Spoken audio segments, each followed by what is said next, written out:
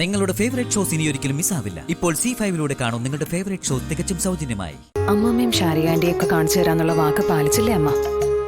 അതുപോലൊരു ദിവസം അച്ഛനെയും കാണിച്ചു തരാം.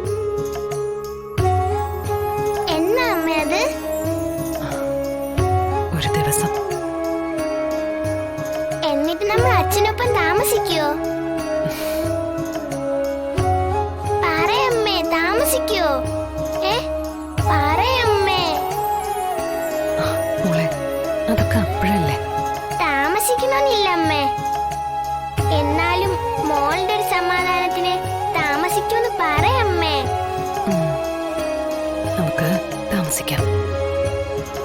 എന്നാ മോൾ ഉറങ്ങിക്കോട്ടെ. അമ്മ പാട്ട് പാടിത്തരണോ? വേണ്ട. കഥ കേൾക്കണോ? വേണ്ട. സ്വപ്നത്തിലേ ഞാൻ അച്ഛനെ ഒന്ന് കാണാൻ പറ്റുമോ നോക്കട്ടെ.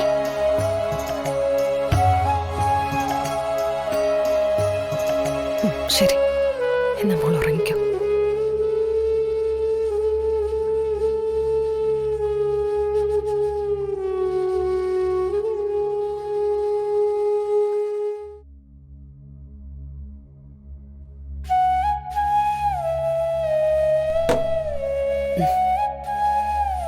ഉറങ്ങിയോ? അവള് കണ്ണടച്ച ഉടനെ ഉറങ്ങും. അച്ഛനെ സ്വപ്നം കാണുമെന്ന് പ്രതീക്ഷയുള്ള ഉറക്കം അല്ലേ?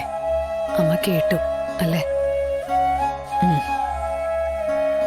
ഇതൊക്കെ പതിവുള്ളതാ.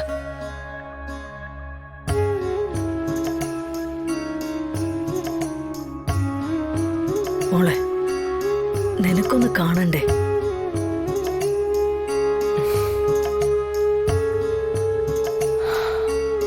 വേണ്ടമ്മേ, കൺവെട്ടത്ത് നിന്ന് മാറി നിൽക്കാൻ തന്നെയായിരുന്നു തീരുമാനം. പക്ഷേ വിധി വീണ്ടും വലിച്ചിങ്ങോട്ടടുപ്പിച്ചു. ഒറീസയിലും പഞ്ചാബിലും ഒക്കെ പോസ്റ്റിംഗ് ചോദിച്ചു വാങ്ങിച്ചത് ഞാൻ തന്നെയായിരുന്നു. പറ്റുന്നത്ര ദൂരത്തേക്ക് പോകണമെന്നായിരുന്നു ആഗ്രഹം. പക്ഷേ മനസ്സെവിടെ നിന്ന് ഒരടി പോലും അകന്നു മാറിയില്ല. ഒടുവിൽ ഇങ്ങോട്ടുള്ള ട്രാൻസ്ഫറും എന്റെ അപേക്ഷ പ്രകാരം.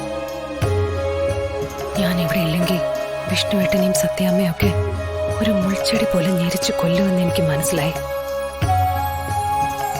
കാണണമെന്ന് ആഗ്രഹമില്ലാഞ്ഞിട്ടല്ല, പക്ഷേ അതൊക്കെ കുഴപ്പങ്ങൾക്കേ വഴിവെക്കൂ. വിഷ്ണുവേട്ടന് ഒരാപത്തും ഉണ്ടാവരുത്. കാണാൻ മറയത്താണെങ്കിലും കാവലുണ്ടാവും ഞാൻ.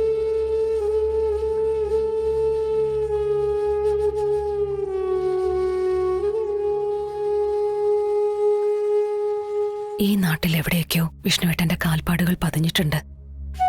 വിഷ്ണുവേട്ടൻ ശ്വസിച്ച വായു ആയിരിക്കാം ചിലപ്പോൾ ഞാനും ശ്വസിക്കുക.